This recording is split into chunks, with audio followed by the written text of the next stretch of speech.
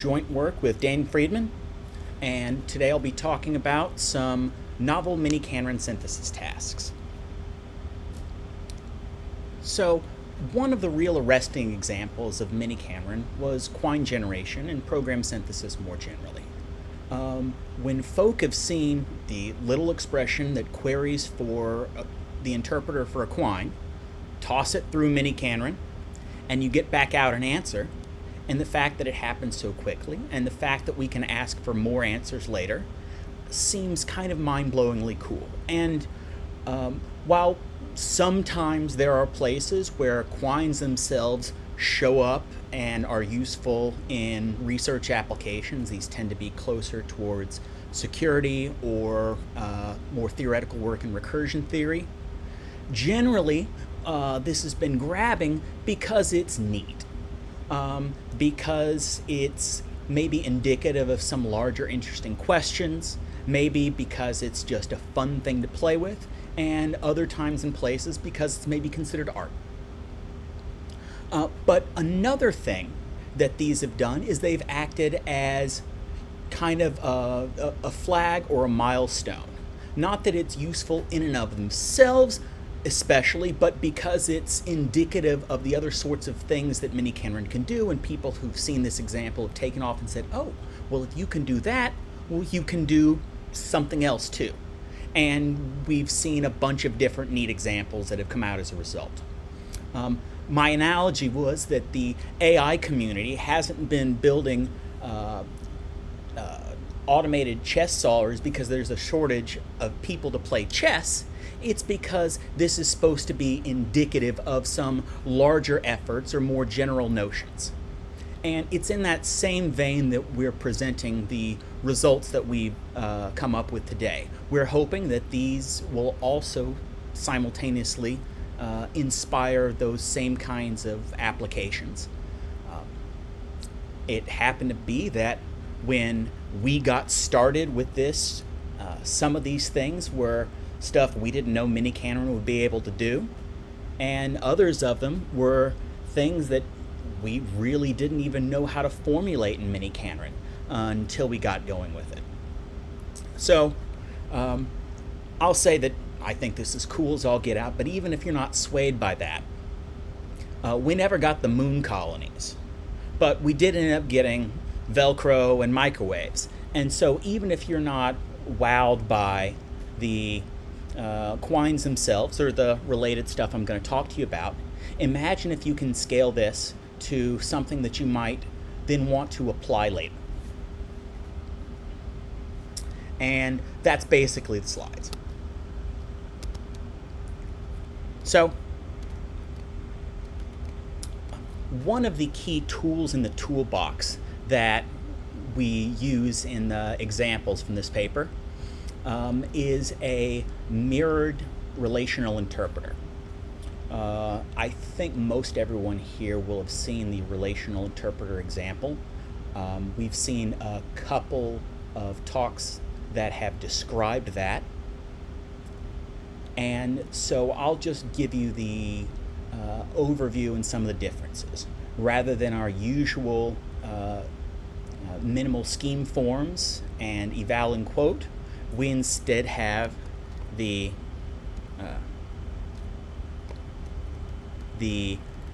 variable line, the ad Bamal line, and the rotor dinar line. And of course, if we were interested in expressing quines, we'd made sure to add Tasil and Etwok. Most of this is just changing the surface syntax of the language, mirroring it, keeping the semantics the same. There is one thing that's a little bit interesting about how this implementation changes. And that's Tasil Raporpo. In the relational interpreter, as we're used to seeing it, the list expressions, we can tell that an expression is a list because it starts with the tag list. Here we can't do that. We have to look to the last pair to find out if it's a list Tasil. And that means that determining whether an expression is a list is now a recursive operation, whereas in the normal straightforward eval interpreter, we can tell that it's a list immediately by unification. So we could take this, and yes, we could go and get a quine back out.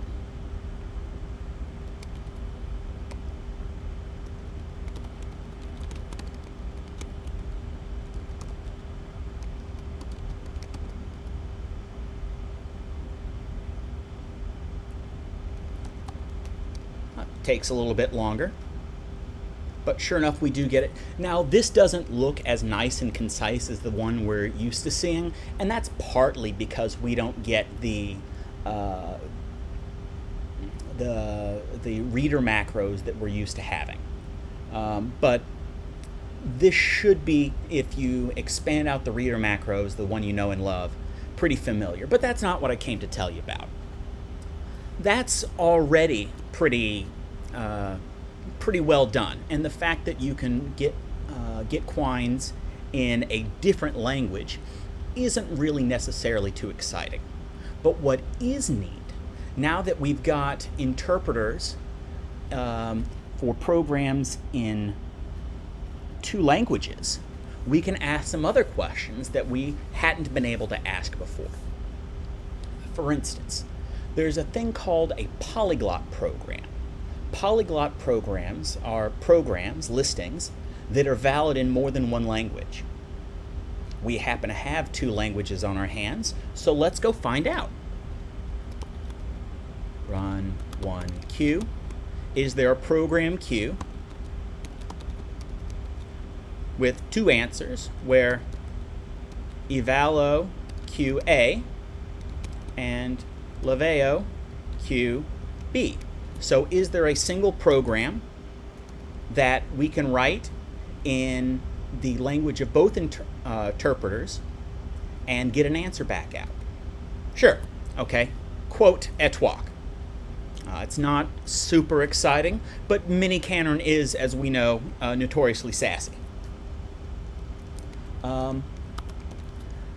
We come back lickety-split also with lambda underscore adbemal. If you reverse that, adbemal underscore lambda, these are valid programs, although that one doesn't get you too far. And as far as I've been able to tell, there's 3 of these. Now, they're not especially interesting programs, but it is neat that we've got several programs that evaluate under 2 languages, and I could imagine sneaking in some a plain, fine, straightforward, vanilla, harmless listings that was only dangerous if it was compiled and executed under a different in a different language. So it might be neat. In the same way there's some cool things we can do with miniKanren and viruses, there might be something more we can do with polyglot programs. The thing that I thought was kind of neat and fun with this was that these aren't just polyglot programs. Because we've got mirrored syntax, they're really kind of palindromes. Not character for character palindromes, but palindromic in the syntax tree. And that's kind of cool. I didn't even know that was a question I'd want to ask about until we wrote it, played with it, and thought, Another neat thing we can ask, along the flavor of quines, is there a program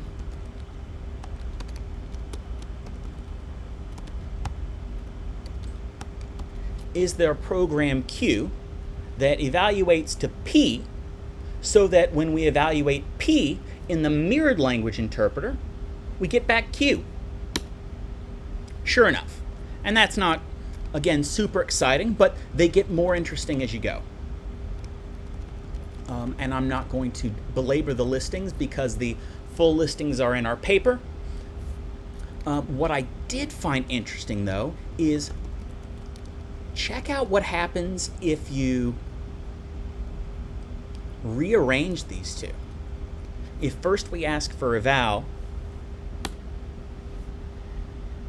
it takes a little bit longer to get an answer back, and the answer we get back is also, let's say, a fair bit more interesting too. And I found this performance disparity to be a little bit unexpected at first blush. So what I imagine some of this is due to is just due to the greater overhead of Leveo expressions.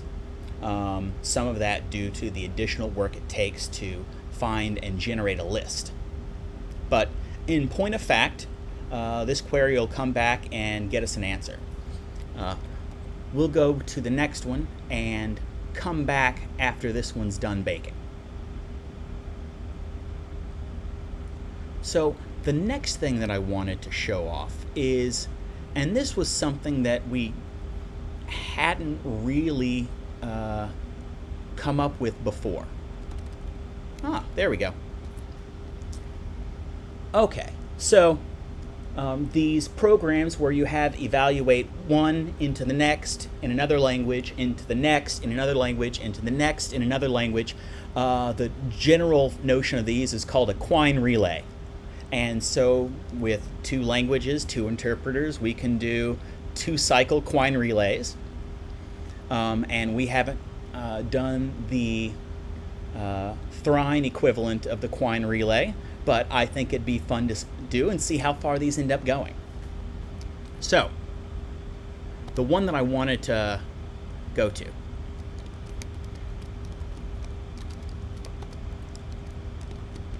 So, I'll describe what this is saying, but I think the fact that I have to take the time to describe it also says something. Give me a triplet of programs, AB, BC, and CA, where each of these is a program. Program 1, Program 2, Program 3, and each one's comprised of an operator and an operand. And what I want is so that A applied to B yields C, B applied to C yields A, and C applied to A yields B. I don't really have a more concise way to describe that. I think it was really because we had the relational interpreter technology that we could play around with these kinds of queries that this came to us. And I'd almost argue that it's easier to understand the miniKanren source code as to what we're asking for than it is to write out the query in English. And surely we might be interested, does such a thing exist? What would it look like? If you didn't have this technology, how would you go find one? Any guesses? Okay, all right, so miniKanren being sassy as it is, we get back quote, quote, quote, because quote unquote is quote. All right, so miniKanren, what if we start to get a little more specific? What if I said really also A can't be B, B can't be C, and C can't be A? Now they have to be different ones. Should we expect to get something back? This one hangs out for a little minute. But we do eventually get answers back out. And the first time that Dan and I ran this, we were just about to hit Control C. Like, oh, that's never going to return, and then it spat back with an answer. I really wouldn't have known, but for dusting off my recursion theory textbooks and starting to work through exercises that way, know any way to go find stuff like this except for the relational interpreter technology. So,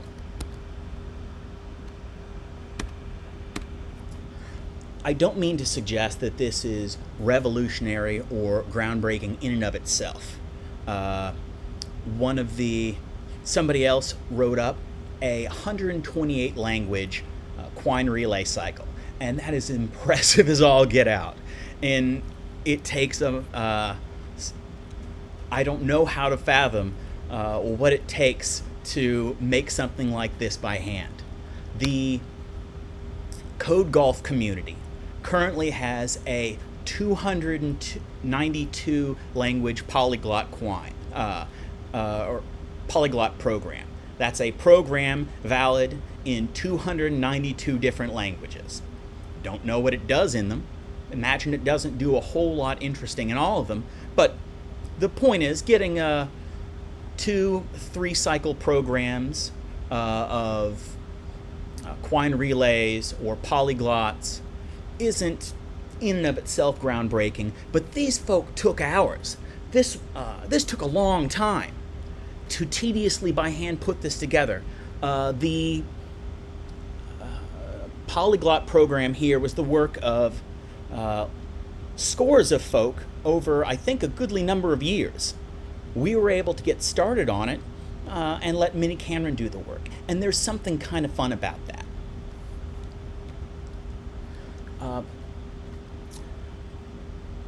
Bratley and Millo, in one of the earlier papers on playing with quines as recreation and fun, closed their work by saying, if this article has been limited to 4 examples, it's not because others weren't forthcoming. On the contrary, there's something about this particular problem which excites keen programmers so that research in self-reproducing program design is now underway for practically every compiler on our system. And I think it's neat how people are still having fun with these ideas and related ones. So, if you'll indulge me, how about one more?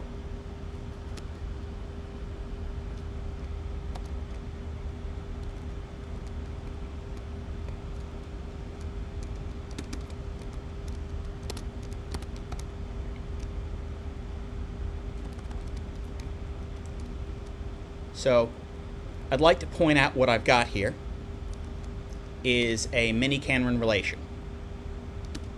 It's called plop, 4 arguments, and it does who knows what with it, but it's got a condy in there. And with that relation, we could execute a query.